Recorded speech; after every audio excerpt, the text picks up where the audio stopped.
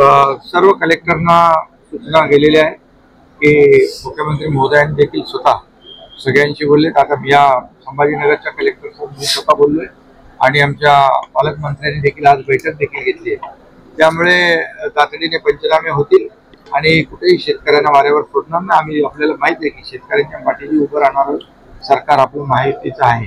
त्यामुळे अवकाळी आणि गारपीट याच्यातून शेतकऱ्यांना कुठेही दिलासा देण्याचा जो काही काम आहे सरकारने, आम्ही निवडणुकांमध्ये जो काही वचननामा दिलेला आहे त्या वचननाम्यामध्ये जे जे काय आम्ही जनतेला आश्वासन दिलेले आहे, आता बघा सुरुवात झालेली आहे। आता एक एक करून आम्ही पुढे जातो टप्प्याटप्प्याने। त्यामुळे आणि आपण लाडकी बहीण योजना, त्याचं येणारं सगळं काही आपल्याला लागणारे पैसे, विकासाला पैसे, ज्या योजना सुरू आहेत त्या सुरू ठेवण्याला पैसे, हे सगळं करता करता आपण जे जे आम्ही बोललोय, जे आम्ही निवडणुकीला वचननाम्यामध्ये जे जे मुद्दे आम्ही आणि जी आश्वासन दिलेली आहे ते आम्ही टप्प्याटप्प्याने पुढे पार पाडतो। हा प्रिंटिंग मिस्टेक, आमचं प्रिंटिंग मिस्टेक करणारं सरकार नाही। आम्ही जे बोलतो ते करतो आणि लोकांनी आम्हाला भरभरून मतदान केलेलं आहे।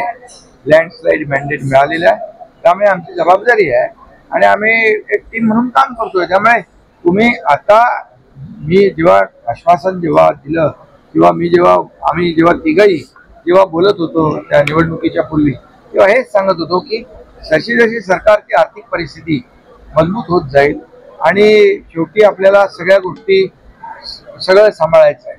आज सरकार विकासाचे प्रकल्पही करायचे आहेत। आपल्या संजय गांधी निराधार बाळ, श्रावण बाळ योजना, अशा योजनाही गरिबांच्या सुरू ठेवायच्या आहेत। लाडकी बहीण योजनाही आपण सुरू ठेवतोय। हे सगळं सुरू ठेवत असताना शेतकऱ्यांच्या पाठीशी देखील सरकार उभं राहणार आहे। बिलकुल यामध्ये आपल्याला एवढंच सांगतो मी की आमचं सरकार इतर लोकांसारखं प्रिंटिंग मिस्टेक म्हणणारं नाही।